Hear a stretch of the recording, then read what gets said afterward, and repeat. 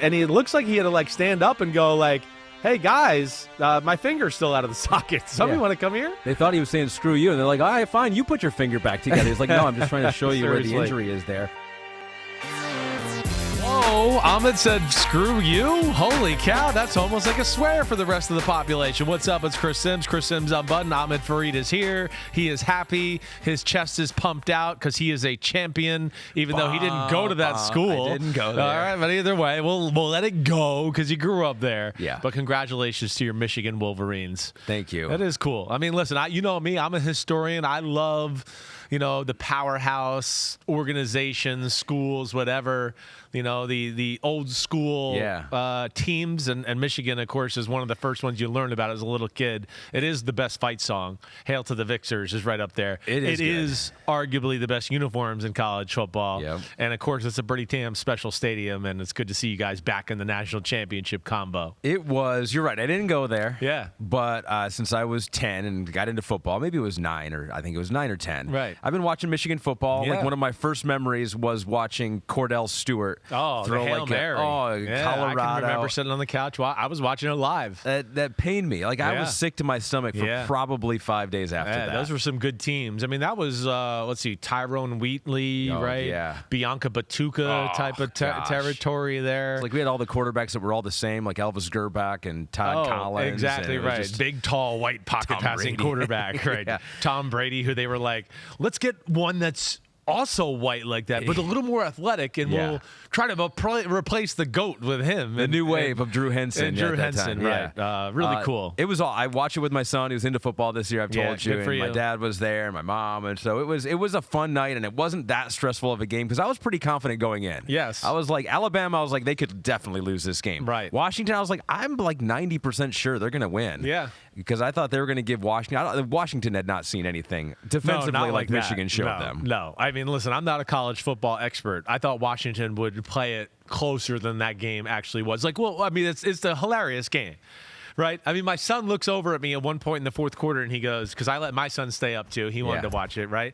And he goes, this is the closest blowout I've ever seen in my life. And I was like, that is the exact way to say it. Like, it was a blowout, but you were like, they're only up by 7? Like, are they really, like, somehow maybe going to go down the field here and tie the football game or whatever? But at the end of the day, it goes back to what I always say, okay? It's still a sport about size and physicality. And the first drive of the game, I went, oh, no. Washington's defense has no chance of stopping this group here, right? Washington's defense can't stop the run at all. They just don't have enough dudes, right? And that's where I would go. It was an underwhelming game as far as watching.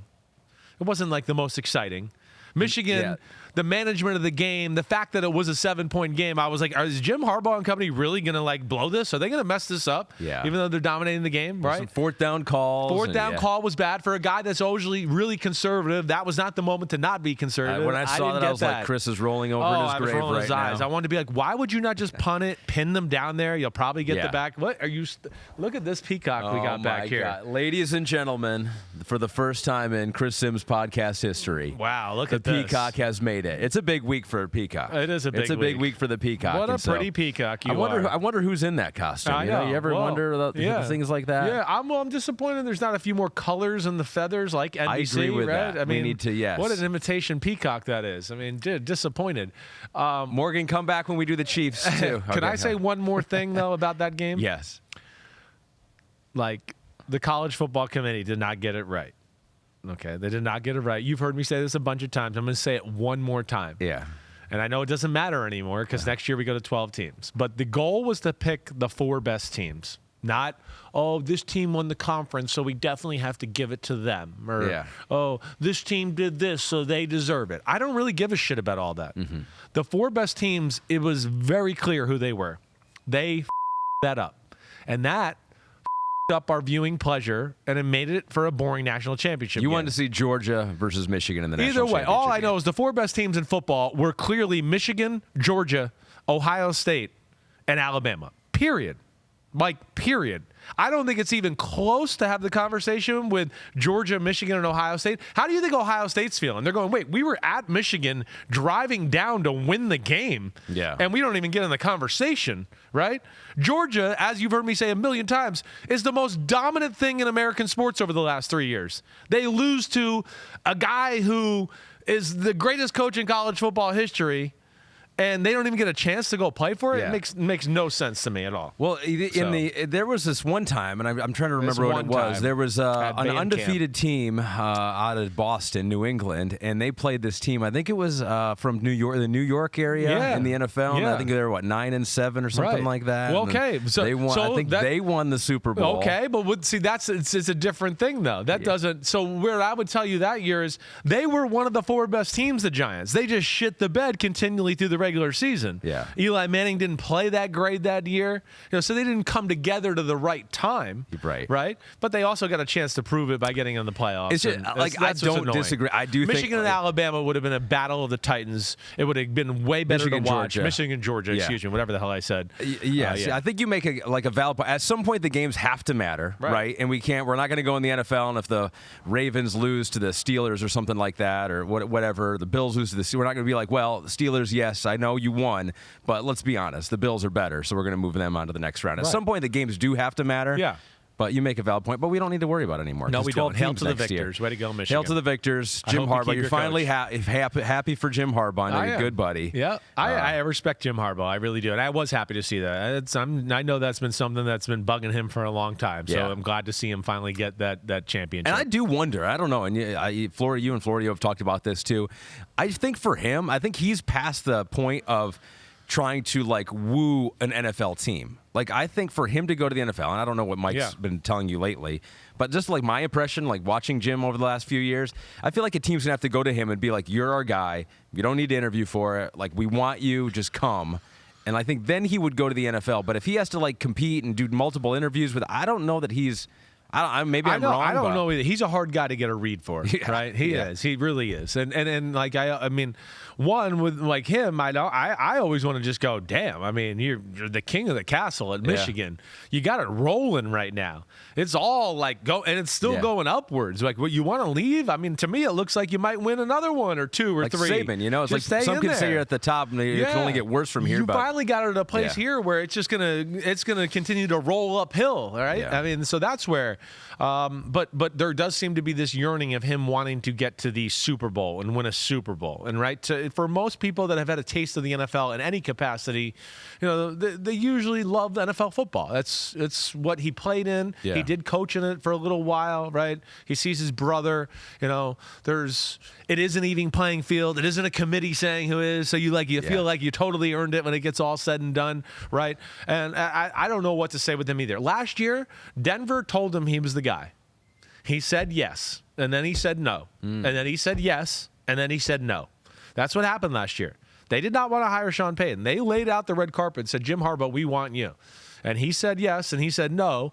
And then as I know it, ownership flew to him and went, wait, please say yes. And he said yes, and then they landed back in Denver, and he went, no. And that's kind of how it went down. I'm paraphrasing a little bit, but that's the general gist. It's going to be one of the most fascinating coaching carousels that we've had in a long time. With Bill Belichick out there, Harbaugh out there. My guy Ben Johnson's not available. He has to continue to be the offensive coordinator for the Lions. We'll get to that game here in a second. But what we're going to do on this one is we're going through all of our super wild card games. You've done some deep diving because we have a few rematches here. And there are some that you can we can learn something from that matchup. There are others you go, we can't learn anything, so we still want to talk about it, though. So we'll go through all the games. We got the Big Butt Awards. We're going to bury some teams. We got poems. So we got a lot to do. Right. We got peacocks walking around in the studio. So as you know, things are happening right now. And we start with breaking news. Are you serious? I am not joking. Damn. Can you give me that? I don't even want to look. Ian Rappaport. What team are you talking about? Ian Rappaport. Yeah. Has said the Bears are making staff changes as offensive coordinator Luke Getsy and members of his staff have been fired. Wow. Adam Schefter says after extensive meetings Monday and Tuesday, the Bears are not making a head coaching change. Matt Eberflus officially is expected to return for the 2024 season per league sources. Wow. I'm surprised by that. I am. I mean, I felt like, Justin Fields, Luke Getsy was gaining momentum. I liked what they were doing on the offensive side of the ball. I think it fit with how their defense played and the way they wanted to play as a total team. So I am surprised by that. I was one that you heard me the last few weeks of the year. I was like, don't upset the apple cart in Chicago. Everything's going in the right direction. They're one of the most dominant teams in football down the stretch, right? So that's where I am a little shocked by this. I kind of liked what Luke Getsy had kind of grown the offense into around Justin Fields. And of course, we saw them make a lot of plays. They ran the ball well. Justin Fields was playing really well. DJ Moore got involved. DJ Moore was very involved. It was one of the best running attacks in football. So by that, I'm thinking, wow, we finally got some positive things here around Justin Fields. Why would we want to upset that? So that is shocking to me. I wonder where they go. I know. It'll be interesting to see where it goes. That's tough for Eberflus. It's like, you can stay, your friends have to go. Yeah, I know. I guess what he was forced, I guess, is that I guess what we're saying here? I don't know. We're not sure. We don't know. Yeah, it's interesting. But yeah. Or he said, hey, I'll stay. I'll just get my friends out of here. Maybe it was the opposite thing. All right, so that's interesting. Breaking news. We could have more breaking news throughout the podcast. We don't know. We just said it's going to be the craziest coaching carousel, and then right on cue, we had breaking news. All right, let's get into our first game here because you tweeted out to everyone, to the homies, the theme of tomorrow's podcast is most important non-quarterbacks of Wild Card Weekend. Who is yours and why? So the homies chimed in big time on this one. Big time. Way to go, homies. We'll get to those. The 5 seed in the Browns taking on the 4 seed in the Texans. Saturday, 4:30 on NBC and Peacock. Our coverage begins at 3 o'clock. We got an hour and a half post-game show. Matt Casey is furiously apparently we're going to be on TV the whole day on Saturday. The whole weekend kind of feels like. Pretty much. We'll be just in that Studio 1. So the last time they played was Week 16. Yep. The Browns beat Houston 36-22. What did we learn in that game? No C.J. Stroud, correct? Big deal. No C.J. Stroud, no both starting defensive ends, right? No Jonathan Greenard, no Will Anderson. So that certainly was 3 very important players to the Houston Texans football team. The fact that those 3 people are back in some capacity make this a much closer game. Well, I do think it'll be closer, yes. I mean, one, the great thing is when you play a team for the second time, right, the Texans are going to be like, okay, wait, we know what to expect from them a little bit. Like, holy cow, they were big and fast and caught us off guard the first time. Now we know what we're dealing with here, right? Yeah. So they're going to have, all their attention knowing the animal they're going against in the Cleveland Browns, certainly. I think that the defensive side of the ball, and for the sake of the exercise of what we're doing, right? Yep. The most non-important quarterback. No, most important non-quarterback. Most important non-quarterback. Yeah, the least important player on the field. Yes, it is. I get into that, and it definitely is, to me, I go more to the Texans' defensive side. I say that, one, I think Cleveland's favored to win this football game. I'd be shocked if they were not. But also within that, right? I don't expect Houston's offense to be able to move the ball consistently on the best defense in football. I don't expect that, right? So where do I expect the expectations to change a little bit? Well, I hope that Houston can make some adjustments here to where Cleveland doesn't score 36 points on them and Amari Cooper doesn't go for 265 yards, through the air again, right? So the ones I looked at more than anything, I put the Texans corners in this for a few reasons here. Stingley, Steven Nelson, and Desmond King. One, Cleveland's running the ball better than they were at that point of the season on Christmas Eve. They've kind of figured that a little bit. I think they've got these tackles in shape to where I think, they're going to rely on the run game more than they did the first time around. All right, so I think the Texans are going to need more people in the box, right? They're not a big defense, but they got speed and everything along those range. But I think they're going to have to worry about that a little bit. So you'd want to favor that to a degree. But the other thing is, too, the coverages they play in Houston, and we talk about this a lot. Like when we talk about the 49ers and how to attack it the last few years, what do I always say? They take away the 10 to 15-yard throw. Right. So you got to throw the ball down the field. They kind of call your bluff. Flacco and company did that a little bit. What do I always say with the 49ers too? Like they try to take away the middle of the field. Shanahan goes, wait, I kill everybody here. Don't let everybody kill us there, right? He tells his team that. So where do I always say the last few years you're playing the 49ers? Throw the ball outside the numbers. Their corners, it's playing a zone, but it really really ends up like a man-to-man more times than not on the outside. Flacco can throw the ball outside. He did that a lot in the first matchup. So that's where I look at the corners to go. And, of course, the defense has to play better to where, they're going to be put in some spots where it's you and Amari Cooper one-on-one. So that's where I kind of put the onus on them a little bit to not only play better, be a little safer. Okay, give up the 10-yard completion. Don't give up the 80-yard completion down the sideline, right? So that's the one thing I look at that severely has to change in this matchup for Houston to have a chance. A few of the homies agree with you here. Nitin Mohan says Will Anderson for Houston, him being available for that. Houston D-line helps them get to the pass-happy Flacco. No doubt. It plays hand in hand there. Yeah, they need him to make those key defensive plays to have a chance of winning. Alex Jackson says Cleveland's offensive line got to protect our new investment in Joe Flacco. Yeah. So there it is. I would agree with all those. They're all good thoughts. Alex Jackson, he's right about that. They got to protect. They got to be careful about that. My thoughts about that. Kevin Stefanski, who sounds like he might win Coach of the Year, and I love the X's and O's and the ideas and the Jim Schwartz, hiring and all that. But I'm still going to say it. I worry about their management of the football game. I do. That to me is one of the things to watch out for. I will say it again.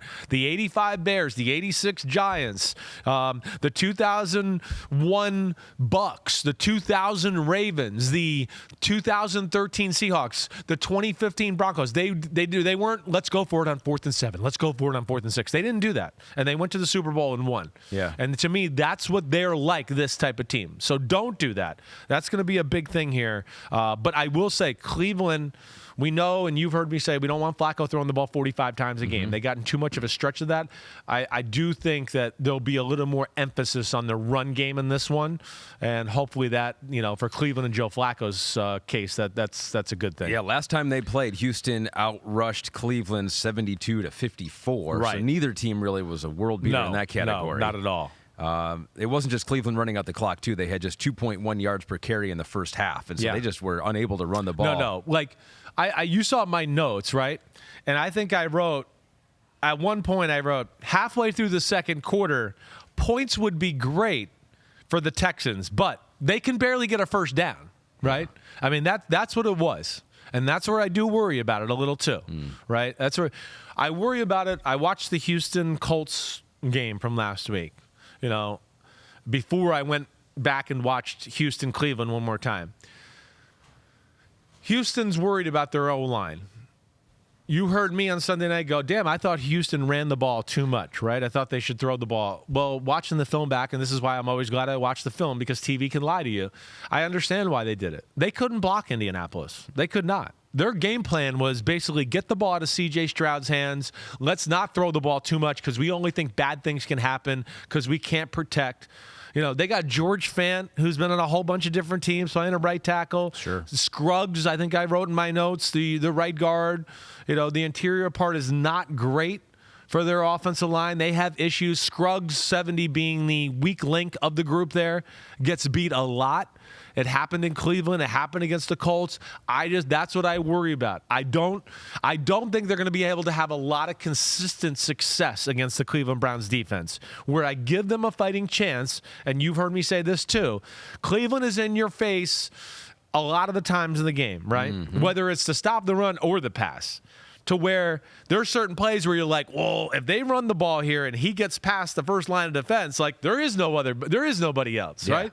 It's literally like 9 guys are 1 yard from the ball. And it's like, if they break through, watch out, right? It's just going to be him and the safety. Kind of the same thing with some of the coverage they do at times too. You've heard me say it. It's all 3 corners, bump and run, man to man across your face. Like literally, like we're not going to let you throw a 3-yard pass, but that does make it, Nico Collins deep with one of the best deep ball throwers in C.J. Stroud. Mm-hmm. So that's where I see the game can make. I don't expect consistent long drives from the Texans, but with C.J. Stroud, can they make some big plays in the game every now and then to where it can kind of make up for the lack of consistency? And I could see that happening. I can, yes. Nigel Bryant says Jim Schwartz is his most important non-quarterback. While this Browns defense has been historically dominant, they are dealing with significant injuries to all 3 levels of their defense, and the Texans just played them, so Bobby Slowick has better film to dissect. Yep. He goes, also, in case the show is still searching for a homie that wants to sponsor Inside the Notebook, I'm more than happy to. Thanks for the great and consistent content. And so we will do that. Let's do it. Let's go Inside the Notebook, sponsored by Nigel Bryant. Well, Nigel, we're going to write a bill to you. You're going to be getting it's $7,000 to do this. So we're going to look into your notebook here, specifically some of the things that you have mentioned already about this Browns defense. Browns defense is so aggressive and crazy. Is that and crazy? Yeah, and crazy. Yep. Not my best handwriting. They will give you a chance to make 3 or 4 big plays a game. Can you take advantage of it? Yeah, that's the thing. Like, even in the game against the Texans the first time around, they do so much, right? And they're so into, like, wait, you're in this formation, we got this defense, and then you switch to another, you motion somebody across in the formation change, and they get to a totally new, different defense, right? To where they will mess some things up every now and then, too. I mean, they blew a coverage or two during the game where, like, Case Keenum got hit just as he was throwing. You're like, oh, my gosh, he's uncovered. He's wide open. He's going to go down the field. They had a play where they faked the run to the left. The fullback acted like he was going to block the linebacker and then continued up the field. And Keenum couldn't get the ball off. I mean, we're talking wide open, at least 60 yards. That's what I mean. They're going to have a few chances. Can you take advantage of it? Can you be calm enough? See, quarterbacks miss plays like this all the time against Cleveland because it's like every play is like, whoa, duck, whoa, I have nowhere to throw. So then you have a little time and everything, and all of a sudden it's just like, oh my God, everything's hastened up and fast in your brain because they're all over the place. They do a ton of different things up front. So mentally, you're always juggling that. On the secondary, they're aggressive. They play a ton of man-to-man, but it's not like stupid amounts, right? They know when to go, like, hey, let's play a zone here, or let's do that.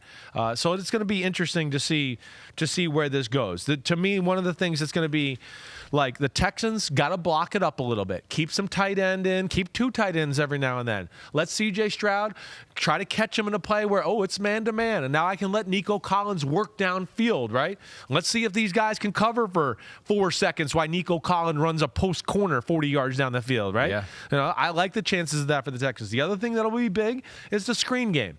Right? Anytime you play an extremely aggressive defense that's in your face as the quarterback, hey, come on, come up here, come get me. Oh, boop, right over the top. There's Damon Pierce, Singletary, whoever, now who's snuck out. And those are little avenues that can give them a little advantage against this Browns D. Protecting both quarterbacks, like you said, too. And the thing with the Cleveland Browns is last time they played the Houston Texans, they did protect Joe Flacco. It was the only game this season where he has not been sacked. Yeah. Was sacked 8 times in his other 4 games. Now, you mentioned they didn't have those guys on the edge. Yep. So Flacco, we have some of the numbers for it. In that game, when he had no pressure, he threw for almost 300 yards alone, 20 of 28. When they got a little pressure around Joe Flacco, he threw his 2 interceptions and incomplete 7 out of the 14 times. Yeah. No, he's prone to do that. That's where, if I'm the Cleveland Browns, as I've been yelling at the top of my lungs for the last month, is just don't overdo it with Joe Flacco.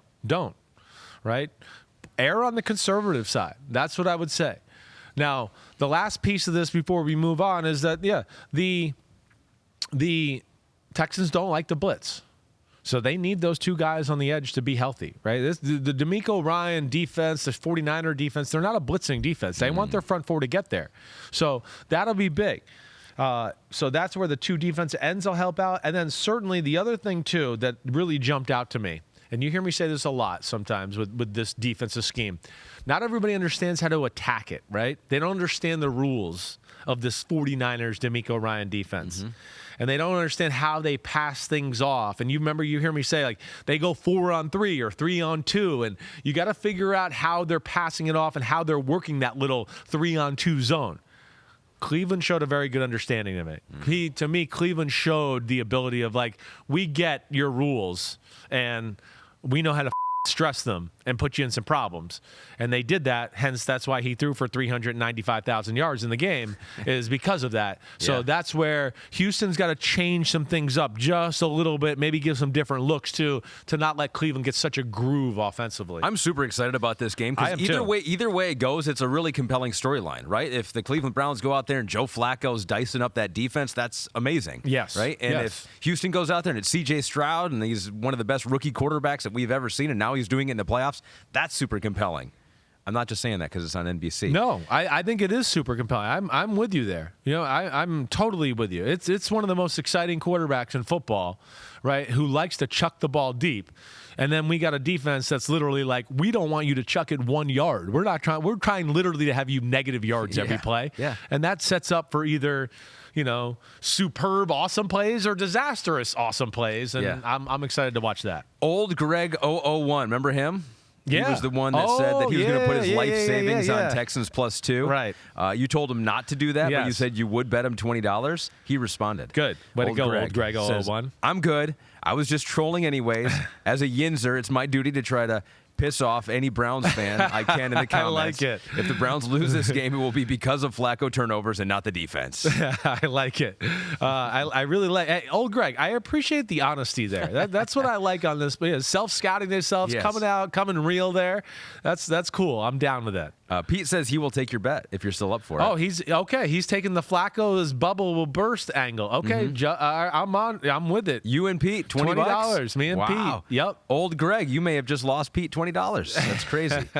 All right, so 4:30 on NBC on Saturday. We will see you there, and then that night we'll see you over on Peacock, and the mascot. I don't think the mascot will be there. Although, who knows? You never quite do know. Oh, it's a little freaky looking, to be quite honest with you. Wow. Peacock, you got to go down a little bit more so we can see you. There we go. Yep. Don't have any body parts sticking out. We don't want to scare the kids at home. Oh, here's the QR code on your screen right now. So if you're on Peacock or if you're on, I'm over here. If you're on Peacock, you don't need the QR code. So you're here. Don't do anything. If you're on YouTube and don't have Peacock, get that QR code. Although I still don't know how you scan a QR code if you're watching on the device that you want to scan the QR code with, like a phone. Like if you're watching this on your phone, how do you scan that QR code right now? That's a good question. I don't know. It's above my pay grade. Has Aunt Wendy or anyone complained to you about this game being on Peacock? No, not yet. I haven't heard it yet. Now I'm sure I'll hear it this weekend, right? Aunt Wendy watches the Pro Football Talk show that streams free every day. So, but she's not paying the $5.99. We haven't gotten her. I'm gonna have to probably guilt her into it and be like, man, I'm not worth $5.99. Like your godson's not worth $5.99, right? Yeah. It's very sad, right? I know. What a sad Peacock we got back here. I've seen some chatter out there of people complaining about it, and they go, I got to get Peacock for one game, and I go, no, you can get it. We didn't say you had to Would you look on Twitter for the chatter? I mean, Twitter's literally like, oh gosh, the sun's out today. How horrible. There's like at least 40% of the Twitter users. It's like they're never happy. And I get it. We're clearly biased, and it's just like it's complicated. I get it. It's just you want to flip on NBC, your old comfort blanket or whatever it is, and just watch there. But we got this game on Peacock. It's going to be a lot of fun. It gives us an opportunity to do some different things throughout the second half. You're going to be working the whole game basically now because it's on Peacock because we don't have as many commercials in the third and fourth quarter. Oh, right. So we're in studio doing some stuff there. I got you. Pete says here you can scan a QR code on your phone. You open up the camera app, click camera mode and lens, and then open up the image that has the QR code, and the code will be scanned. Yeah. I still couldn't do it. Yeah, I feel like that's confusing. Peacock understood it. Yeah, that's what Google does. Morgan, Pete wants you to stay there for the rest of the podcast. He just wants you to sit there with your legs crossed. It definitely has mascot. Have you done mascotting before? Yes. Oh, yeah, definitely. Showing. Yeah, this is showing right now. Morgan, you are excused. You can return to your normal duties on this podcast. Look at that, kissing everyone. Can you make a peacock sound? Do you know what a sound a peacock makes? That's a chicken. But it'll do. All right. Well, this is. I think they yell like peacocks. I think they're kind of like yellers. Okay. I don't think they. Might be kind of freaky. Yeah, they kind of make weird noises. Actually, it sounds like the boogeyman almost. We'll bring back Morgan next week, and she can yell like an actual peacock next time. So, all right, we've gotten that all out of the way. Okay, it will. I mean, this is Patrick Mahomes. $5.99. You own Patrick Mahomes for the night, taking on the Dolphins. I mean, this is. We talked about the weather being in the 10s. I think it's going to be colder than that. I think it's going to be in the zeros. It's awesome. It's going to be cold. The Dolphins might not like that. So let's just start with your most important non-quarterback in this game. So Tua's out. You can't talk about Patrick Mahomes here. When we're watching this game on Peacock, who's most important? I'm gonna cheat here. Oh. and not go with a player on the field, but yet a coach. Okay, that's fine. By the name of Mike McDaniel. Ooh. Yeah. This one's on him. You heard me talk about a lot of the time about being patient, right, with the run game. I still think they can be even more patient with it, even compared to last week against the Bills, right? Here's the thing. And listen, we've broken down Miami a lot. Yes. Okay, we have. And I've discussed that, hey, the good defenses, Kansas City being one of them, knows how to play the Dolphins offense. We saw that. I mean, it was almost a shutout in the first matchup in Germany, right? I mean, the Dolphins got their second TD off of Mahomes fumbling backed up, and that's how they made it 21-14. But Spags does all the things we've talked about, right? Tactical gambles, changing up coverages, understood, getting hands on receivers, not letting Tyreek Hill have free releases all the time, right? Tactical, this is a crazy blitz, but I can't stop everything. Let me take a chance every now and then. Has the defensive line to make the game kind of gritty and physical, which the Dolphins don't like, right? There's all those things. They understood, take away screens, take away the toss sweep, right? And you take care of a lot of things in their offense, then you just worry about the middle throws like we talk about all the time, right? They understand all of that. Where I get into Mike McDaniel is this. I've never seen this, what I'm about to say, so pronounced ever. I can't remember anything in recent history. They need to come up with a game plan purely on 2 deep, 1 deep. 2 deep, 1 deep. Hear me out here a little bit. When teams play 2 deep, they can't throw the ball. They can't. They're like an average throwing team when the teams play 2 deep. And, of course, everybody wants to play 2 deep on them because of the speed they have at receiver, right? Mm-hmm. They become, way below average, right? When teams play single safety, they can throw the ball, but they can't run the ball worth a lick. They're not dominant enough up front to be able to go, they can't be outnumbered at all, right? If there's one extra guy, it's nope, it's not going to work. The play won't work. We're not good enough at it, right? So where I come to it, and I've been saying this about the 2 deep, run the ball, right? Stay patient with it. Don't let these teams continue to play safeties 30 yards deep, and we're still trying to throw the ball to Tyreek Hill, right? Call their bluff. He goes through periods of the game like that and does it. It's got to be the whole game, right? That people have caught on to them. And especially this week, cold weather, Tua's arm is below average for an NFL starting quarterback anyways. What do you think it's going to look like this week up there in that cold air, right? So this is where it's the most pronounced, the 2 touchdown drives that the Dolphins had the other night against Buffalo. I mean, it's literally that, right? 2 deep, ran the ball, successful. 1 deep, throw the ball, successful, right? Throw the ball versus 2 deep, not very good. Run the ball versus 1 deep, not very good, right?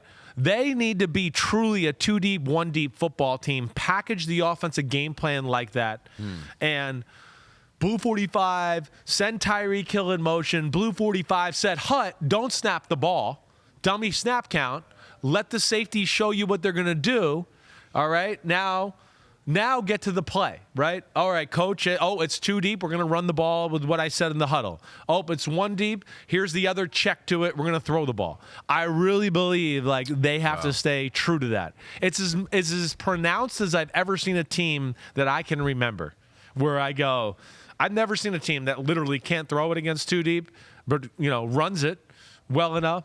Can't run it versus 1 deep, but can throw it. And I think that's where the game plan has to be, especially this week. See, now what they do a lot of the times too, they need to motion and use the dummy snap counts. They like to motion and say set hut, right?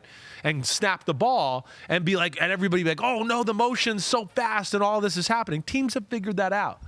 So I would act like, hey, we're going, here we go, set hut, and he goes across really fast like we're about to run the play, and get the defense to show their hand a little bit. And now you can check, get to the play you need to get to. Wow. That was something that really jumped out to me watching the Kansas City game, watching last week against Buffalo, let alone, I've been on that already to a degree, but it just even hit home more after the Buffalo watch. That's interesting.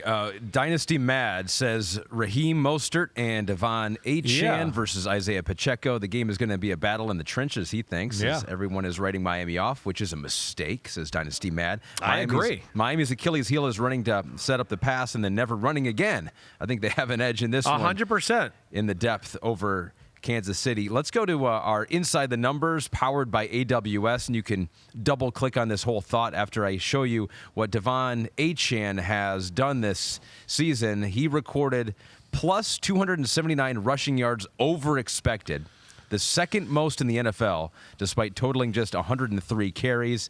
He also averaged a league-high 4.4 yards after contact per carry, the only running back under 200 pounds to rank within the top 10. He's an explosive threat, for sure. He is. Once you get him the ball, he can break a tackle, and then he can go 100 yards. And so only Christian McCaffrey had more yards over expected. Right. Again, this means like where the defenders are, where you are, how big the hole is. I can see all that. Listen, he's got great power. He's got great strength for his size. There's no doubt about that. Now, hey, let's not just read stats and go, oh, well, he's a power back, right? There's some context to this here. I know Isaiah Pacheco's not there, right? I'm still taking Isaiah Pacheco to run up the middle and break more tackles than Devon Achane, right? Achane's the man, but let's just think about what they do, right? He's not doing that within running up the middle. They get out on the edge, right? Usually he's in space. He gets arm tackled a lot, or he gets people flying to go, oh, gosh, we got to get outside to get him.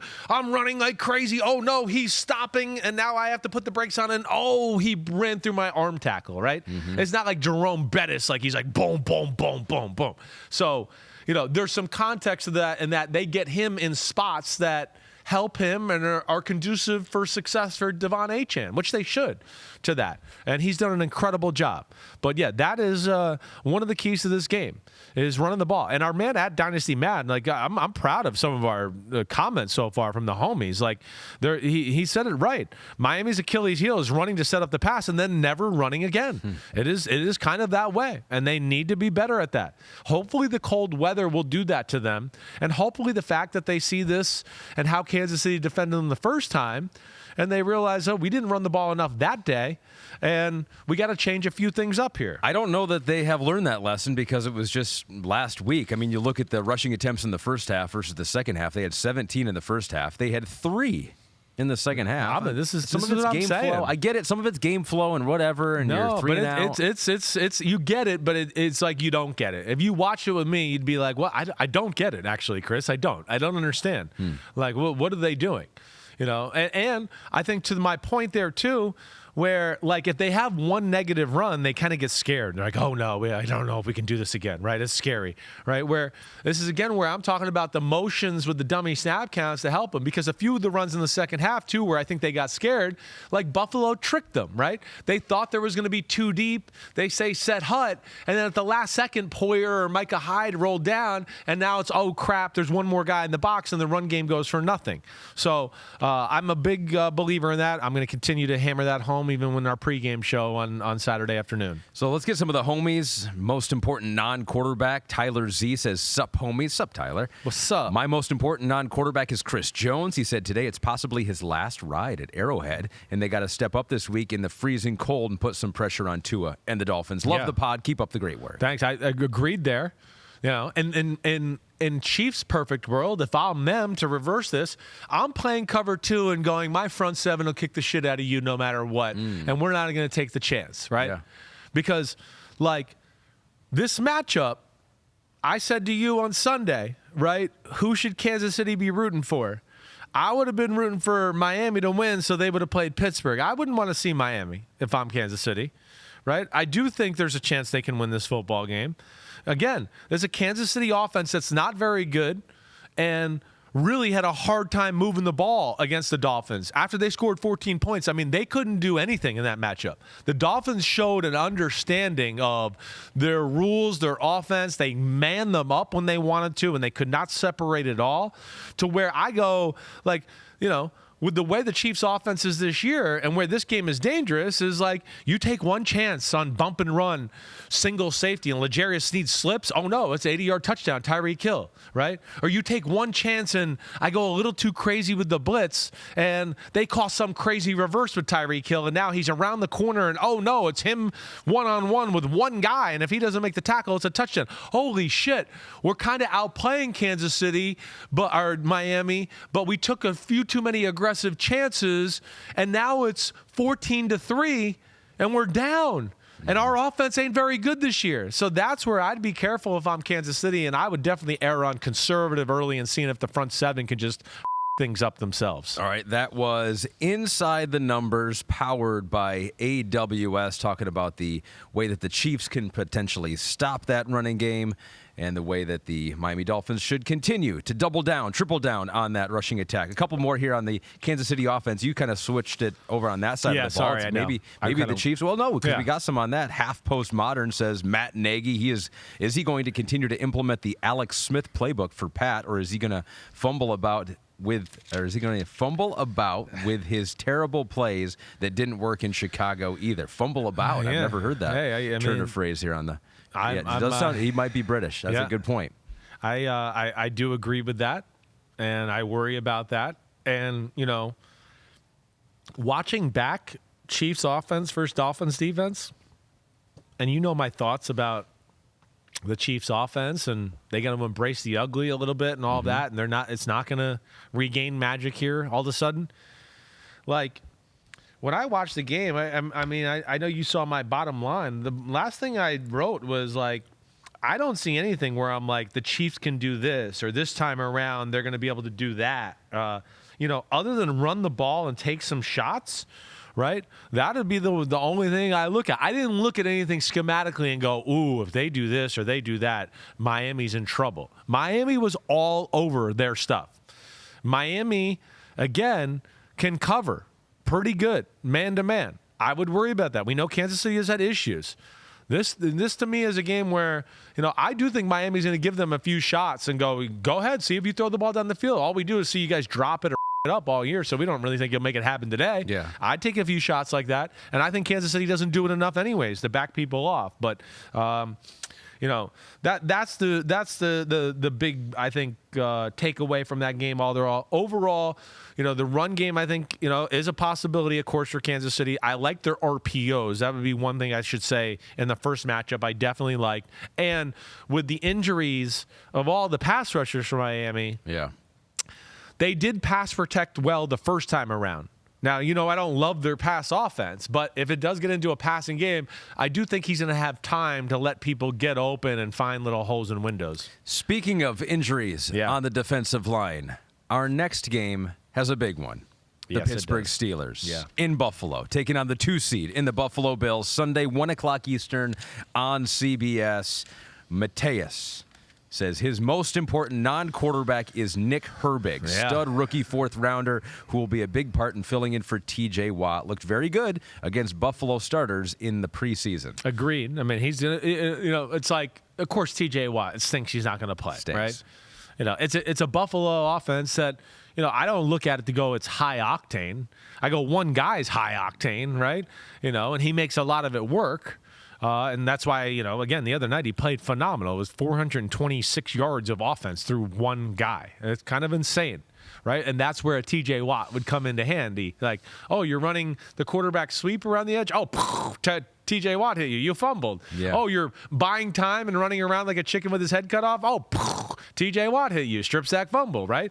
I mean, that to me was one of the avenues in which they could win the game. I like Herbig a lot. Herbig and Alex Highsmith is not like I look at it and go, oh, man, no, that's still a formidable duo there. Definitely. But this is a good pass protecting O-line with the Buffalo Bills. And, it of course hurts to not have TJ Watt out there. So when I was covering Big Ten football, we had a couple of games in Madison, Wisconsin, and there's a new coaching staff there.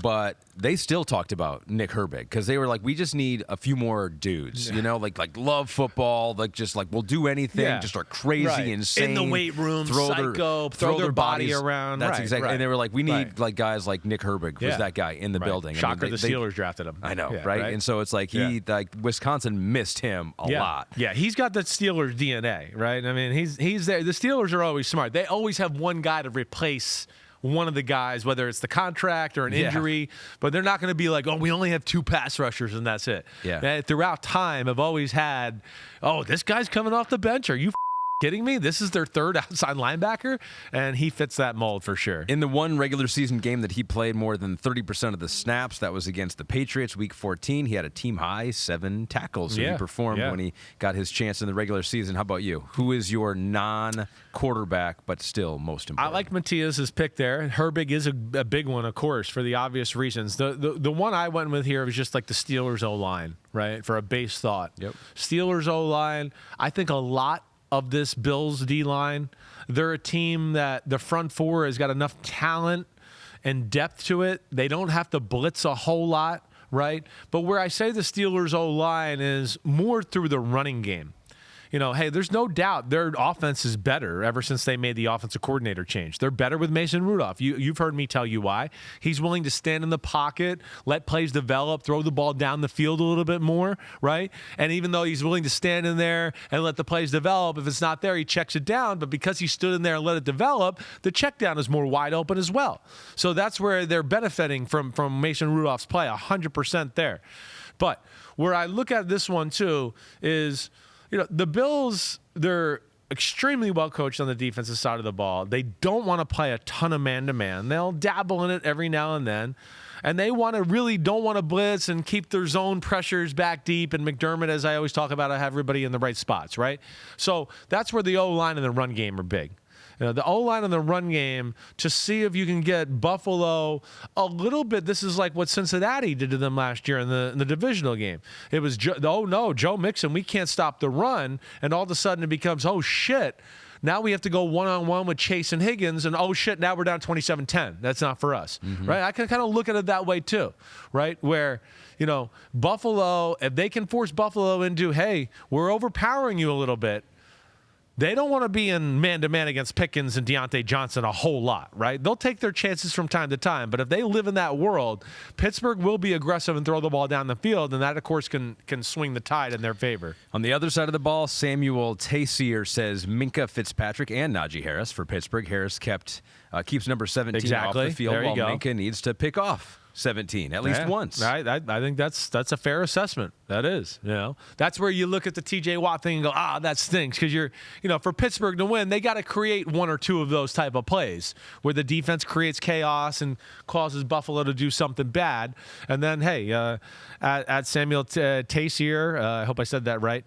You know, our thinking's alike with the run game and Najee, and pound it and chew up the clock, and then see if you can get some beneficial matchups on the outside off of it. What's the biggest blowout on paper for you right now? I know you haven't finalized your picks yet, but what's the most lopsided matchup? I don't want to. The only thing I'm reluctant to say it out loud is because I'm such in a heated thing with Florio right now, and he likes to listen to my football knowledge and then bakes his picks off of that. Yeah. Okay. But he's gonna cheat off you. He's a cheater, but I do have an answer for you. Is it this game that we're talking about right now? No. No. It's the first one we talked about. Oh. Yeah. Could I see Cleveland up 35-10 in the fourth quarter? Yeah, I can. I'm sorry. Or 28-7, something like that. Yeah. That's the one that worries me. You know, I don't want to ever say Houston's out of it with that quarterback and what they do, but that's the one when I really evaluated the matchups where I found less ways for Houston to upset them than other teams that were underdogs coming up this weekend. So you think the Steelers can give the Bills a game? I definitely do. Yes, I do. You know, they're creative, they're well thought out on defense, and this is not a juggernaut on the offensive side of the ball, let alone they have the type of guys with the creativity in the background, and then the 2 pass rushers on the edge, even minus Watt, to where I don't think he's going to be able to run around crazy all game long, right? You know, he's going to be playing with fire if he thinks he's going to be just, making backyard plays, play after play after play against Pittsburgh. I don't think so. And then, yes, I do worry. Pittsburgh slowing the game down, making it ugly. Najee on some, it's a 14-play, 75-yard drive that goes for 7 minutes and 5 seconds, right? I could see Pittsburgh doing that once or twice, and all of a sudden we're sitting there going, oh, shit, we're in a ball game here. Like, Buffalo's in trouble. They're only up by 3 or they're down 3 or whatever. So, yeah. I don't think this is just lock, stock, and 2 smoking barrels. Sunday, 1 o'clock on CBS. We like to cross-promote. Why are you saying that? Well, because I've made a few movie references in the show so far. Yeah. And Pete's funny he gets in my ear and goes, he's not going to get that reference either. So yeah, I was like, that's a great turn of phrase to end that segment. I actually kind of like it. I thought you just invented it. It's a good movie, actually. Lock, Stock, and Barrel? Lock, Stock, and 2 Smoking Barrels. Oh, yes. And 2 Smoking Barrels. Yes, really good one. Guy Ritchie film. Guy Ritchie, remember him? I've heard that name before, for sure. He was married to Madonna. Remember that guy? Yes, I do remember that. Yeah. They're no longer married? No, they're no longer married. Oh, no. What happened? It's Madonna. I don't know. She's on to other There's things. A shelf life to her marriages. I get right. that. There was a shelf life to Mike McCarthy and his marriage with the Dallas Cowboys. Yes. Well, maybe. It was with the Packers. It could be short-lived with the Dallas Cowboys, too. Jerry Jones saying that he's on a week-to-week basis, basically, here. We'll see how the playoffs go if he's going to stick around. But it is the Mike McCarthy Bowl, 4:30 Eastern on Fox. The homie's got some good ones here, but let's start with yours. Where does this game hinge? Who is the non-Dak Prescott, non-Jordan Love player Aaron who could Jones. turn this game? Aaron Jones, right? There was one, great Aaron there, and now there's another great Aaron there. No, I talk about him because we've talked about Dallas. Dallas defense is awesome. We know that. But there are some teams that match up against Dallas where you go, I don't care how good Dallas is, this is going to be a tough matchup for them. Green Bay, I think, has the possibility to be that to Dallas. I do. Green Bay can run the ball. They've come alive running the ball. They've figured it out. Healthy up front. Jones is healthy, right? He's special. You give him a little crack or an inkling, and he can make the most of it. So I say him not only because I think they have the bigger, more physical unit there, and I do think they can push Dallas around a little bit like we've seen some teams do that beat Dallas, right? That could be some big plays in the run game. I also think even in the pass game, he's a big problem here, right? I don't think very much of the Cowboys linebackers. I don't think they're all that good. They do play man-to-man a lot in Dallas. We know that. When you play too much man-to-man, they will find a way to get Aaron Jones the ball going down the sideline or on some halfback choice route. Yeah. And it's like, oh, no, now our B- linebacker is going against this A-plus tailback, and he's running down the middle of the field for 60 yards. So I look at him and – again, not only just broader picture, and I know with some of the guys here too, it's just like, it's Dallas's offense is really good. Green Bay's defense has not been great. That's another reason. Hey, stay on the field, right? Chew up some clock, and then also the one-on-ones, like I talked about a minute ago with Pittsburgh against Buffalo, same thing. Except Green Bay's scary. If Christian Watson is healthy this weekend, right? With Christian Watson, Jaden Reed, and Wicks or Dobbs or whoever, that's a tough 3 to match up with across the board man-to-man. And we know Jordan Love and company will throw the ball down the field. Well, you're going to be very happy with the homies because they are in your brain on this one, too. Cheese Curd 19 says, Aaron Jones, Packers are probably going to need long drives to have a chance. Can't depend on the D this week. There you go. Jared Kate says, Aaron Jones, he always shows out in Jerry World. Just 2 career games at Dallas. He has 232 rush yards, 84 receiving yards. He scored 5 touchdowns there in the 2 games. Yeah. He fits versus that scheme a little bit. Gosh. And, even before Dan Quinn, it was a similar scheme. So it's not like, that's a stat that actually holds. It's not like, well, that was a different regime. Who cares about that team? There's actually some stuff there to that. So let's triple down on it. Let's go inside the numbers again, powered by AWS, and it's all about Aaron Jones, what he did week 18 versus Chicago, carried the ball 22 times, 111 yards against that defense. Yep. Since returning as the Packers lead back in week 15, he leads the NFL in rushing yards, ranks second in rush yards over expected. Yeah, he's got tremendous power for his size, right? Almost like we were talking about with Devon Achane a few minutes ago. I mean, it's a similar type of guy. Home run hitting speed, right? I mean, I think we're talking 3 games in a row of over 100 yards against pretty good defenses again, too. It's not like they've been playing slouches. Nobody ran the ball against Chicago the last half of the year. They ran the ball up and down the field on them. So that's where this could be really good. And what I think Green Bay's really good at, I think, keeping you off the run game a little bit, too. They run their reverses, right? They got some checks and balances. Their play action passes and their boots kind of keep you off of it. But if you start to overplay one aspect of it, LaFleur will give you something to screw you over. That's why we see like Jaden Reed on the reverses throughout the year, all of that. Again, Dallas is favored. I'm probably going to pick Dallas. But I do look at this as, you know me, I like to point out the game or two that I look at that I think could be the upset of the weekend. Yeah. Green Bay would be one of the games I would look at to go, this could be the upset of the weekend. This could happen. Like I said, I'm still probably going to pick Dallas, but if there was one to happen, this would be one of the ones I would pick. There's one other one too. AJ McKinney says Jaden Reed for Green Bay, single-handedly giving Green Bay a more dynamic passing attack from the slot. And correct me if I'm wrong here. I think that you have appreciated what Matt LaFleur has done more this year than maybe in previous years. Definitely. Well, I think he doesn't have, he doesn't have Aaron Rodgers telling him what to do anymore. So he's getting to run his offense. Yeah. Right? A few weeks ago, I told you, Green Bay is as creative as anybody. The motions, and they motion twice on some plays. They literally shift, motion, set HUD, blue 45, and then he motions again. They do a lot. I love their offense. I really do. I think I said to you on the pod a few weeks ago, maybe it was one of the days Connor filled in for you, but I was like, what would this offense look like if it was Aaron Rodgers? Why would he not want to run this? It's very creative, a lot of moving parts, and very quarterback friendly. I think as we're finding out, Aaron Rodgers may be stuck in his ways a little you bit. Think? I think just a little. We might be figuring that out. Just a little. That was Inside the Numbers, powered by AWS. I was thinking about Jordan Love the other day, because remember 2020 when you came out with your quarterback rankings and the initial ones you came out with? Yeah, Jordan Love. You had him above Tua. Right. Above Tua. Right.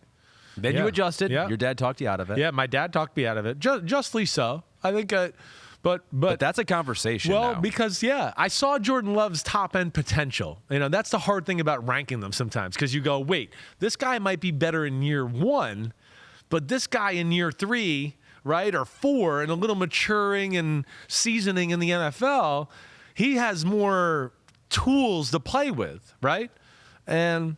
Yeah, it is. Again, people will think I'm crazy because I say it, but I think it's a little more of a conversation than I think the normal fan would realize. Yeah. I do. Jordan Love can throw the ball down the field. He can throw the ball with people around him. He can throw the ball off his back foot. And my thoughts with Tua. Tua, it's pretty limited in where he can throw the football, and it holds the Dolphins' offense back. Even though he did lead the NFL in passing yards. Yes, he did. This year. Yes, he did. Peter... Oh, boy. What? Zahorandi. Hold on. Where? Oh, Zahorodny. I don't know either. Peter, we're sorry. Pete thought I should short circuit it. Maybe I am. I think this is the season has been too long. He goes, Brandon Aubrey had 2 missed field goals last game after being perfect. So that is his important non-quarterback player. He missed one, right? He had one blocked, right? I think one was blocked. Okay. Yeah, it was a sloppy day. He's still really awesome, but it might come down to him. He's amazing. He's a weapon. He's the most dangerous kicker in football right now, and my first team All-Pro kicker for my team. Okay. Yeah. Because it's like you get to the 50-yard line, and this guy's got a chance. You're like 70, 67. He looks like he's capable of doing that. He's insane. It's like Justin Tucker in his prime power from Aubrey in his leg, which is pretty amazing. Yeah, you just hope we saw it last year with Brett Maher, right? At the end of the season, he started to struggle. Yeah. Maybe there's something going on in Dallas there. He's nervous, but he's been solid. He's been awesome. Just a couple other names. Danny Witcher says Jair Alexander. If he gets torched by CeeDee Lamb, it is game over. If he can control him, I think Green Bay has a great shot at an upset. I hear that. I don't disagree with that either. Of course, it's priority number 1 is stop CeeDee Lamb. Mm-hmm. They have formulated the whole offense and basically making him the number one read almost all the time. So where I do find this interesting too, and you've heard me say this about Dallas. Dallas, it's not complicated what they do. They're talented, and the quarterback's really damn good, and they're pretty aggressive. But it's basic, and it's McCarthy, basic West Coast stuff. Joe Barry grew up John Gruden West Coast stuff. I mean, I was there with him. So he's going to know some of the rules of this offense, which can make things interesting as well. It's, Jair is definitely going to have to play good, have to be on an island a few times. It's unfortunate that they don't have their other first-round corner from Georgia and Stokes, available for this game, or at least I don't think he's available. So we go from the Mike McCarthy Bowl to the Matthew Stafford or Jared Goff Bowl. Lions, Rams, Sunday, 8 o'clock Eastern on NBC and Peacock. Our coverage begins at 7:30. You, me, the Football Night in America gang. I'll be sweating. I'll be pitting out. I usually do during that show anyway because it's so stressful doing that, but even more so in this one. And I do feel bad. It's like everyone's like, oh, it's the Matt Stafford Bowl, right? But really, a lot like he shouldn't have a chip on his shoulder here because the Lions did him a solid, right? Giving him a chance to win a Super Bowl, better team, And I think it's all the love there. I feel like, agreed. The other side. With Jared Goff, there's the chip. Rams gave up on him. Agreed. That's why it's the Matthew Stafford Bowl because, nobody gave up on Matthew Stafford. That's true. Right? And he won a Super Bowl with the other team. Everyone loves him. Right. Yeah. So it's like a little bit of like that where Jared Goff is still trying to beat off haters and whatever else to prove that, he was that guy. And of course, got to the Super Bowl with the Rams, didn't win it. Yeah. There's still talks this year that, it's on the fence with Jared Goff. Is he really the future of the football team and all that? I'm really excited for this football game. Gosh. Hey, your Lions are favored. We know that. I told you in the last game that could be a game where I see an upset happening. Same thing in this one. I think these are the two games I could see most likely upset happening. I don't even think that would be shocking to people with this one maybe as much as some of the other ones. Lions, obviously the better football team. I would favor them for sure. But, there's some things here that certainly I look at and go, this game could be really close, and the Rams certainly have some avenues to win the football game. All right, so you can't pick Matthew Stafford. Right. You cannot pick Jared Goff. Yeah. Your non-quarterback, who is the most important in this Stafford Bowl. I go to Bowl. the Rams D-line. Okay. The Rams D-line. I think the biggest thing I worry about is that aspect of the game, right? Where the Rams defense is good, right, Ahmed? But it's not like it's good more through the coaching rather than the talent on the field, right? They're not there yet, right? I mean, we knew that going into the year. Right, I would challenge most people on the street if they weren't from LA and we just went and pulled somebody here in the office and said, tell me somebody on the Rams defense other than Aaron Donald. Name somebody. Jalen Ramsey. Right. And I don't think most people would know, right?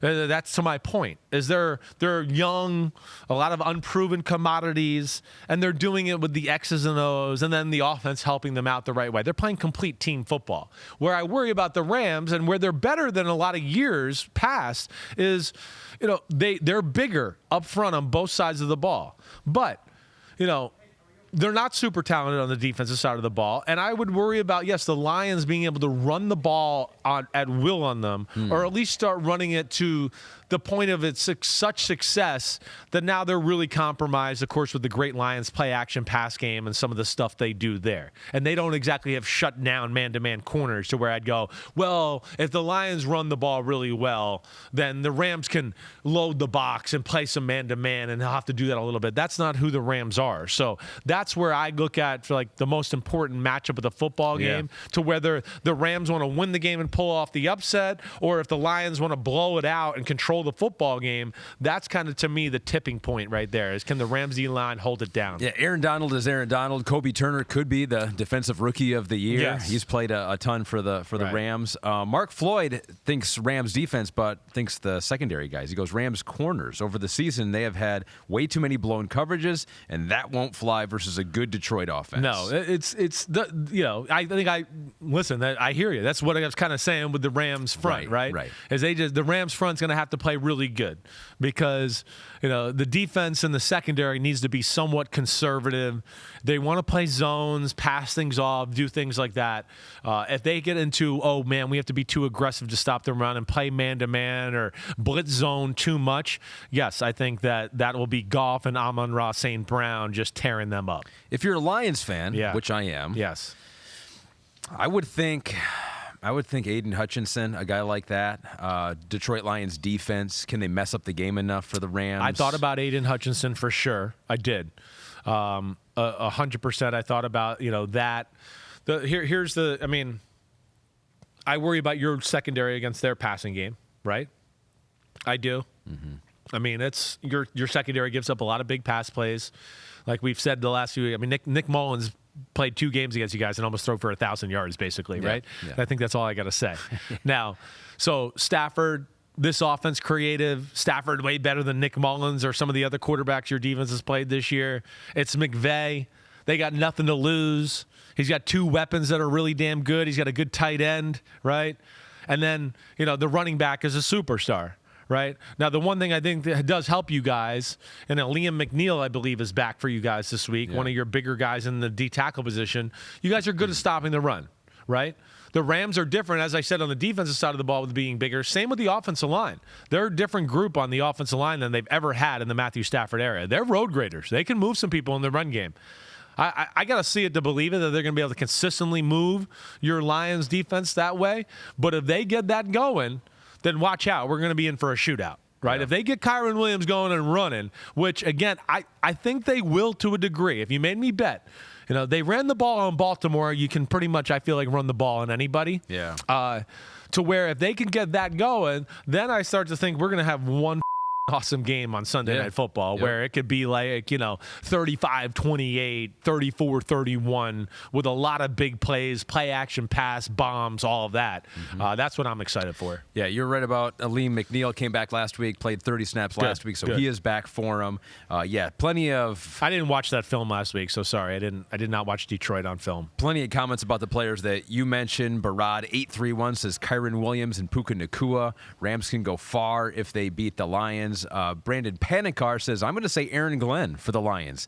Some head coach interview request, but needs to focus on the task at hand. And here we go into that again, where I think Ben Johnson's been requested by basically every team that has a head coach opening, and Aaron Glenn has been mentioned as well. So, guys, focus on you got a good thing here. You got a good thing.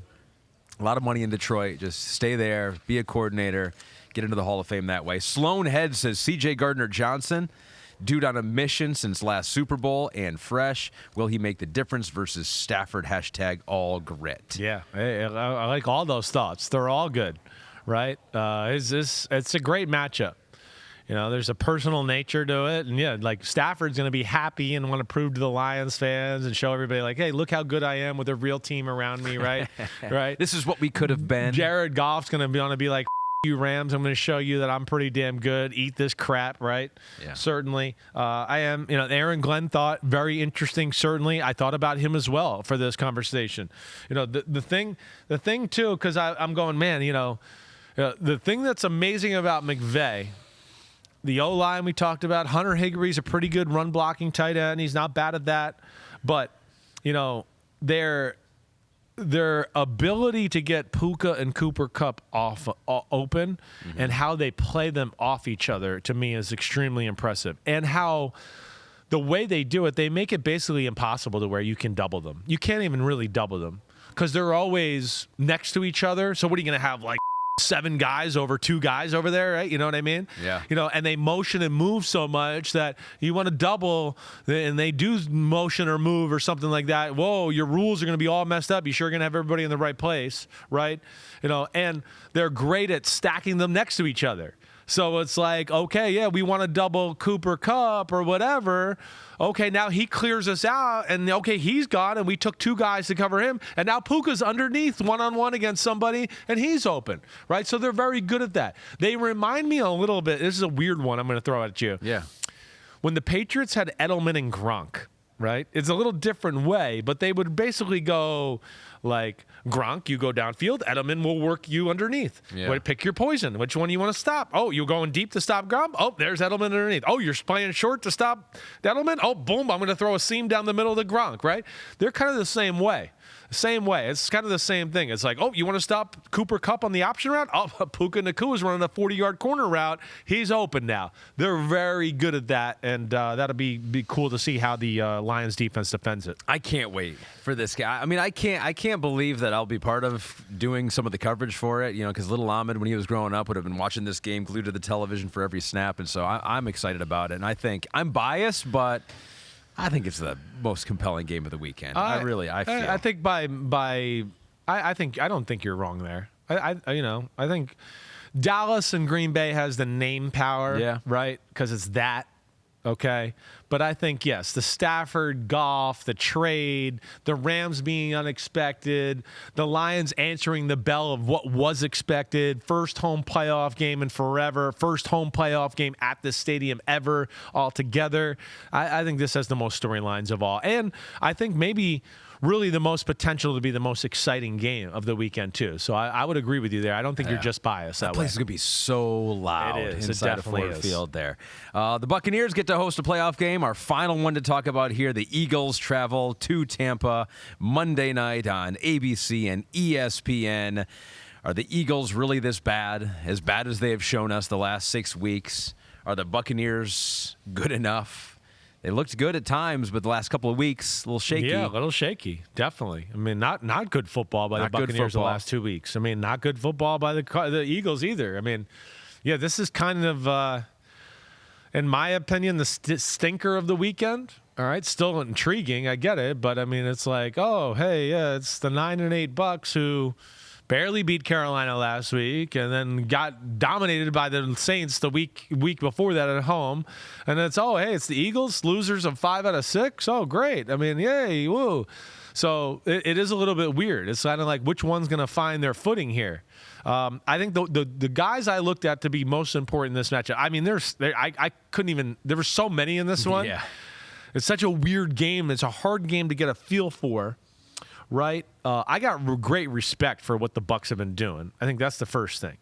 I mean, they got what? I mean, the Bucs got some young football teams, a quarterback that nobody wanted, $80 million in dead cap, right? Yeah. I mean, the fact that they're here and doing this is impressive in itself. And they don't quite get the respect they deserve, whether that's Antoine Winfield Jr. or you heard me before the podcast with Yaya Diaby, right? He's a guy I'm watching film with them yesterday going, holy shit, like this guy is like way better than I've given him credit for. In fact, he should be in the Rookie of the Year for defense conversation. That's what I said to you before the pod started. So I am excited to watch this. But getting back to the point of what I was mumbling about there is that the two guys I'm going to look at are the Bucs middle linebackers, right? Devin White, Levante David. Levante David was a little banged up. I'm not sure of his injury status for this week. Maybe, Pete, you could look that up.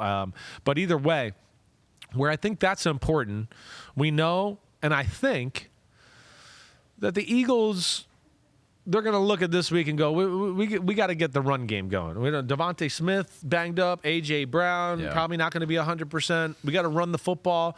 I would think this is a big run the ball with Jalen Hurts game too. And that's where I put it on the linebackers. One, we know they got some RPOs and whatever that makes it tough on linebackers.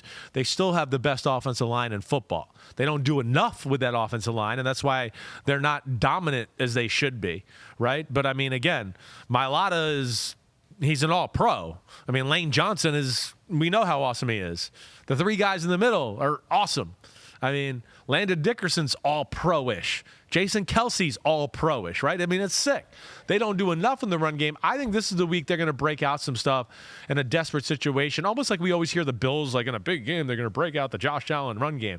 I think they got to do that for Jalen Hurts this week if they want to win this football game. Yeah. And that's where I kind of look at it to go, Devin White, Levante David, you got your hands full with the traditional run, let alone some of the stuff Jalen Hurts scrambling and the quarterback design runs are going to pose some challenges for that Bucs D. Gary Crazy Biker has tweeted into us. How crazy of a biker do you need to be to have that in your Twitter handle? I don't. Are you like pedaling biker, or are you that crazy that's on a motorcycle that's going through traffic, not in a lane, but in between two cars. Yeah. And then when I try to switch the lane and you come out of nowhere, you go, what the are you doing? I go, well, you're not in a lane. Well, you're breaking the law, but you're mad at me for changing a lane. Could be either one. I feel like that one does not have Twitter. So I feel like that one is just not on the internet. I hear you. So Gary says Antoine Winfield Jr., he is the Bucs' best player. Agreed with that. He was my all-pro safety, 100%. I don't know. We didn't even talk about that yet, right? The fact that he didn't make the Pro Bowl is insane, right? It's insane. That's a problem with fan voting. Again, it's some of the smaller market teams with really good football players, go under the radar and nobody really knows. Winfield's been the best safety in football this year for my money. He's going to have a big day. A little bit like the linebackers. Yeah, he's going to be, every now and then have to come down and help in the run game. Oh, shit, I got to, cover the tight end, Goddard one-on-one here. Oh, no, I got to, cover one of the slot receivers here, man-to-man. They use Winfield for everything. He is, like, an amazing football player. This even though it's like we said, the teams aren't playing, they're good. There's, some fun things in the matchup here. Yeah. And, it's a really big Bucs defensive line, right? To where I do look at it and go, maybe they can slow down this run game and not have to put too much into stopping the run game and doing it that way. I'm going to be interested to see how this one plays out. This is one I don't know who I'm going to pick yet, and I'm kind of going back and forth as I think about it. It's kind of a chance for either one of the teams to have a little momentum, right? It's like get things right a little bit. You're feeling good off a win. I was like, I don't know. Whoever wins this game, I feel like they probably get some confidence going into the next round. Yeah, sure. And, hey, Darius Slay, his ability to come back and play. The corners, the secondary for Philly's got to be better. They've been crap the last few weeks. Last week, they were horrible. And now you got to tackle, Godwin and Mike Evans, and Tampa likes to push the ball down the field. So if Tampa can protect a little bit, I do think they'll be able to make some plays in the pass game against this Philly defense. All right, so you are not making your picks until tomorrow. But DraftKings Sportsbook has the odds of which team is most likely to reach the Super Bowl, AFC, NFC here. So of both conferences, the 49ers have the best chance of getting to the Super Bowl.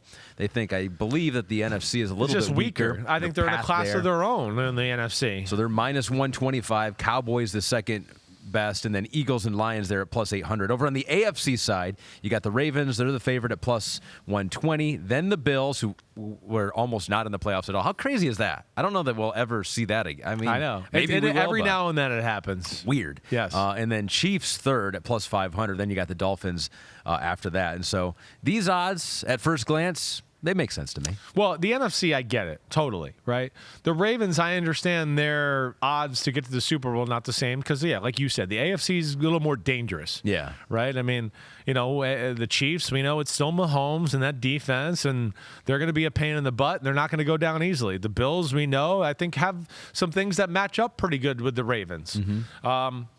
The one that's being disrespected on that graphic, is the Browns at plus 1,200. I'm just telling all of you out there right now, go to DraftKings Sportsbook, and if you have an extra $100 or whatever, bet it on the Browns, okay? I like their chances to go to the Super Bowl more than I like the Chiefs or the Dolphins. Wow. I don't even think it's close. I'm going to tell you that. Again, they give me shades of 2015 Broncos. Going to say it one more time, all right? The 2015 Broncos had maybe the greatest quarterback in the history of football playing on their team, but it was his last year of his career and by far the worst year of his career.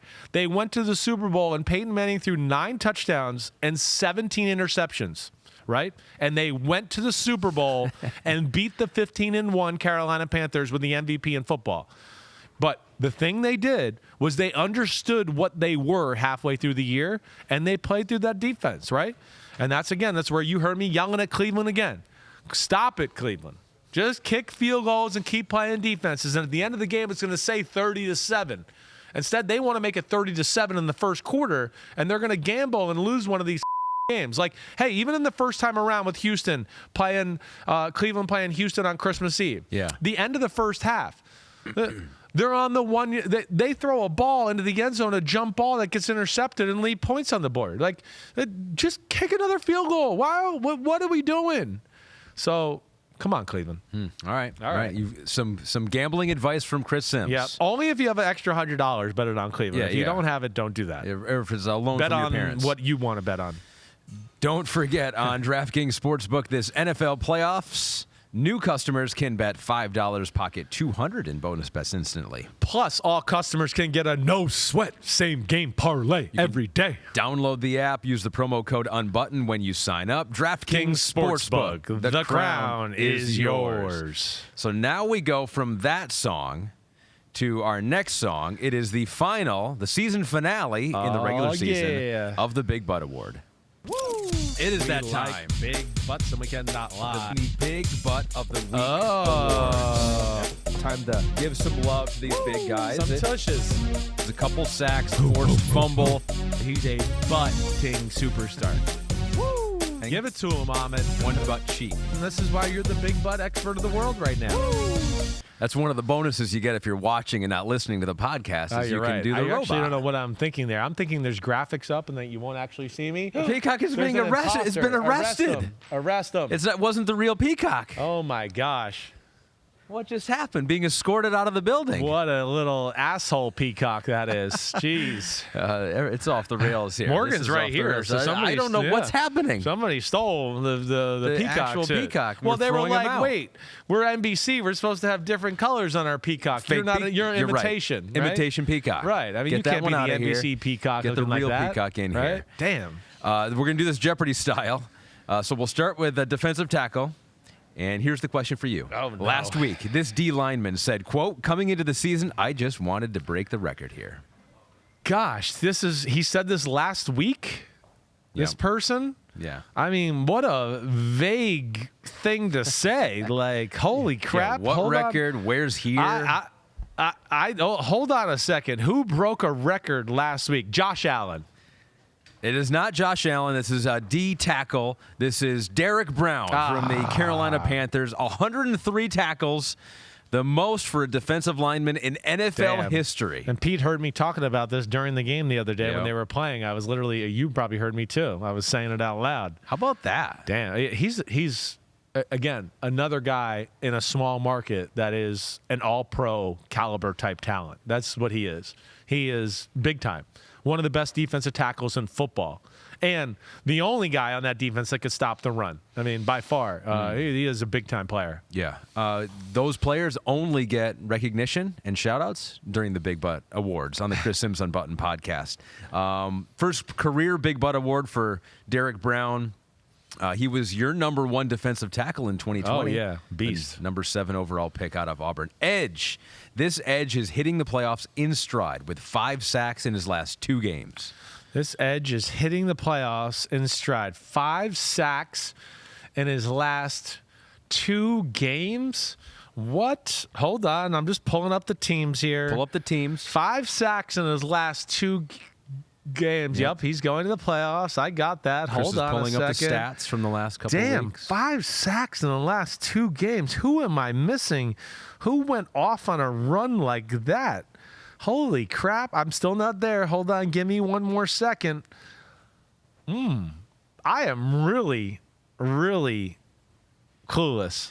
Ladies and gentlemen, the pride of Michigan, Aiden Hutchinson. Oh, it is Aiden Hutchinson. Wins for the 2nd straight week. I thought about it, but I knew you picked him last week. I was like, I don't think so. He's not going to do it again. But this is the time when I need to double down. Oh, yes. My bias is certainly affecting this. But he had 8 pressures, tied for the most among edge this week. He played 67 snaps, the most by an edge this week. You know I like that, too. Oh, you got to. And according to PFF, he finished with 101 pressures. One of the tops in football, right? That is second only to Micah Parsons, who had 103. Yeah, right. And, so again, this is where, to me, sacks are a little overrated, right? They are. I like, hey, you talk about the guy in the Rams, right? Kobe Turner. Yeah. Great stuff. But he started 4 games, guys. The Rams D-line's not that superstarish. Some of those sacks have fallen the right way for him, is all I'm saying. If he was that awesome and dominant, he'd be starting for the Rams all the games, not playing 60% of the snaps.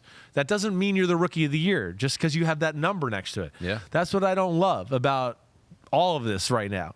It drives me a little crazy there, right? Micah Parsons He's not going to get Defensive Player of the Year probably because his number is sacks. I don't know. I watch a game. I don't see anybody more disruptive in football than Micah Parsons. It's crazy. He did lead in pressures this year, and he has, I feel like 100 fewer pass rush, snaps than Aiden Hutchinson even. Yeah, right. Well, because he drops back. They move him all around. He does play some stand-up linebacker still. Hey, my money is nobody. No, Micah Parsons, you give me the first pick of the draft on defense right now, I'm taking Micah Parsons all day long. And then I'm like, oh, wait, do I really want to take him over Myles Garrett? I'm not sure. Okay, I'll take Micah Parsons, but it's those two for me. But my guy Aiden Hutchinson might be in the top. He's coming 5, there. 10, He's coming there. No doubt about it. Yeah. All right, so congratulations. No Kristen this week. Do we get a picture of our big butts? Nope. Okay, that's all right. Andreas is still learning the ropes around here. He doesn't know how to picture big butts yet. Yeah, it takes a while. It takes a few years of getting that. So congratulations to our regular season finale Big Butt of the Week award winners. Now time to bury some teams and look at the homies predictions, the playoff predictions. How'd you guys do? Over 1,000 entries we've told you of who's going to make the playoffs and where. Now we know all the answers. 80% of the homies had the Eagles winning the NFC East. That was not right. Yeah. I was one of them, I'm pretty sure. 2 homies, Dan Drummond and Kerry Giordano, had both the Buccaneers winning the NFC South and the Texans winning the AFC South. Well done. That's incredible. That is impressive. If we ever get gear or swag here, it's going to you, Dan Drummond and Kerry Giordano. Yeah. That will never happen, but we would like to give you gear. 11 homies had the Texans making the playoffs. Just 11. Second lowest ahead of only the Cardinals, who had 2. 9 homies correctly predicted 6 of the 7 NFC playoff teams, and 6 homies correctly predicted 6 of the 7. So, Pete, we had no one get all of the playoff teams, even in one conference. 2 homies, Spencer Macklin and John Parsons, got 11 of the 14 playoff teams. Way to go. So that's very good. Way to go. You, Pete, myself, each had 8 of the 14 playoff teams. That's not great. No, it's not. I don't feel good about that. It's definitely one of my lower ones in my career. But hey, Houston, didn't think there was any chance. Cleveland was one of those teams where you went, I'm not sure, right? They got talent, but there's Deshaun Watson, and what's he going to be like? So I didn't pick them, right? So that was one for sure. And yeah, I did not think the Rams would be back in there, or the Tampa Bay Buccaneers. So those are certainly 4 that jump out to me. 30% of the pool can still correctly predict the Final 4, including you, including Pete. And Pete says that I did not give my AFC and NFC championship game losers. So you just gave a Super Bowl. So I will do that now. Yeah. There's no advantage to that. Chiefs and Cowboys in the Super Bowl. Yeah. I was going to be Ravens for me, because I almost put the Ravens in the Super Bowl. I was like, how do you bet against Mahomes? And I don't know who I had the Cowboys. I don't know. Well, I'll make it the up. Lions, I'm sure. 49ers. I don't think I did the Lions. I didn't want to jinx anything. I had 49ers Chiefs in the Super Bowl, right? I believe. I picked the 49ers to win it this year. Yeah. I think I picked 49ers. I don't know what my Final 4 was. 49ers Eagles. Chiefs over the Ravens. Well, there you go. So I got a chance to have 3 out of the 4. We'll see where it goes. All right, we're going to put the Lions for my loser. Okay. We're going to give you the Lions. He's putting a losing on the Lions already. Jeez. I know. That's why I didn't want to do it. All right, Andreas, do we have the music for Requiem for a Team? We do have that. All right. So we'll fire it up here. We'll finish with the poems to the losers who are dead and now will be lowered into the ground. Now they're dead. The Vikings, 46% of the homies had them making the playoffs. That did not happen. So the Minnesota Vikings. It was a season that just didn't work, and now the naysayers can finally smirk. That's not Florio, who's a fan. The biggest show is now he may stand a quarterback by the name of Kirk. He's a fan of Kirk. Yeah, he is. That's the biggest shock. So Vikings, you're in the ground. Sorry, Vikings. Falcons, 7-10, you're in the ground. 38% of the homies had them making the playoffs. 30% had them winning the division, including you and Pete. Yep. That was wrong. If you didn't hear the chatter, you're deaf about the head coach, the team's lead chef. The last touchdown by Jameis, making Arthur even more famous by asking Dennis Allen, what the F? Well done. Well done, chef, and what the F? Way to go. That's how it happened. That's how he went out. The lead chef. I like how you make that happen there. I had to figure out a way to get there. Saints, speaking of Dennis Allen, Saints 9-8. 66% of the homies had them making the playoffs. Right. 60% had them winning the division, including me. That didn't happen. The New Orleans Saints. The season is finally done. There were some moments of fun. We had a hard time on this pod trying to figure out this squad. For our sake, thank God they are done. Get them on. We just You're right. It was hard to figure them out. When I picked them to win, they'd lose. When I picked them to lose, they'd win. So they're out. Yeah, they were. They were all over the place. The Seahawks are out. 9-8. 79% of the homies had them making the playoffs, including you and Pete. Yep. The Seahawks really wanted to soar. They wanted to run up the final score. Their biggest win was against Philly, which now looks kind of silly. Can't believe they didn't beat them by more. Really more of a slam on the Eagles. Right. I mean, poor Eagles. Yeah. Eagles were like the line of like how good are we like the whole year. Now it's like gosh, but it doesn't mean anything now. Eagles like we're still in it. Why are we getting roasted here? Colts, they're done 9-8. Just 15 homies had them making the playoffs. They did not do that. So Colts, you're going into the ground. I don't want this analysis to be lazy, but the year's end makes the start a bit hazy. The season made fans sweat and almost caused me to forget that they're run by a man who is crazy. Like, I almost totally forgot that. I was like, wait a second. That's how the season started. Remember that? That was it. I do remember. The Colts, what are the Colts? They're crazy. Final one, the Jacksonville Jaguars. Per Steve Kornacki, they had a 97% chance of making the playoffs before losing 5 of their last 6 games. It's crazy. 92% of the homies had them making the playoffs. Yep. 89% winning the division. You, me. All of us. Pete. Everyone. They were the second most popular division winner after the Chiefs. I mean, they should have been in the playoffs. They should not be being buried right now. The final one. Dead kitty cats. The preseason predictions were not great. If you bet on them, you cannot... Wait. Stop. Whoa! Go again. Hold on. He might have miswrote something. I did not miswrite it. I misread it. I misread it. Edit that out, Andreas. Edit that out. Here we go. Here lie the Jacksonville Jaguars. The preseason predictions were not correct. If you bet on them, you cannot collect. 9-8 last year was great. 9-8 this year, we hate. At least next year, we know what to expect. You know, just like now, it's just all about managing expectations. Oh, yeah. Right? 9-8 was great last year, and this year was awful. Yeah, one of the shockers of the year, definitely. The Jaguars falling apart the way they did. I did not see that happening. Too talented of a team to fall apart like that. They definitely got to go back to the drawing board and figure some things out. All right, thank you, Andreas, for the music. Those teams are in the ground. They're buried, and this week we will bury 6 more. Yeah. I think it's that's right. 6 more. Yeah. I almost said 3. I almost said 3, but I was like, why am I with you too? I was like, wait, how many games are there this week? I'm still getting used to this super wild card weekend and all this stuff. Yeah. Well done by you, as always. Creative writer you are. Thank you. Yeah. Thank you. Yeah. And in another life, you should have been a music writer. Right. You think there's money? You think there's money in that? I think there was. You got the look. You'd have been like the guitar guy in front of the mic. You know, play a little bit. Yeah, that's you. That's you all the way. It could be this life. You never know. It's a long time. You're right. I hope not though, because I hope you're stuck with me more than you would like to be. Okay. All right, everybody. You know where to find us. Hope you're well. Enjoy the weekend of games. Tomorrow I got the PFT PM. Chris Sims Unbuttoned. The Wild Card Picks podcast. We'll do that. You know where to find us on social media. Tune in to Florio and I on Peacock and PFT if you ever want to check us out there.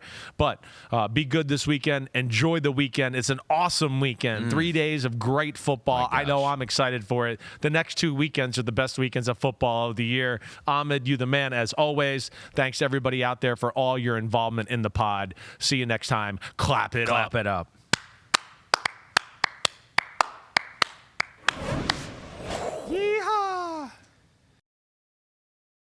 Yo, what up, homies? Thanks for watching. Remember, subscribe to Chris Sims Unbuttoned. Right now, we got Sunday pod, right? So you can have it Monday morning. We recap all the action. Wednesday, it's the What the Happened podcast. We're going to get deep in the weeds on the key matchups of the week. And then Thursday, I'm picking games with that jerk Florio. So you know where to find us, homies. Keep watching. Peace out. We'll see you.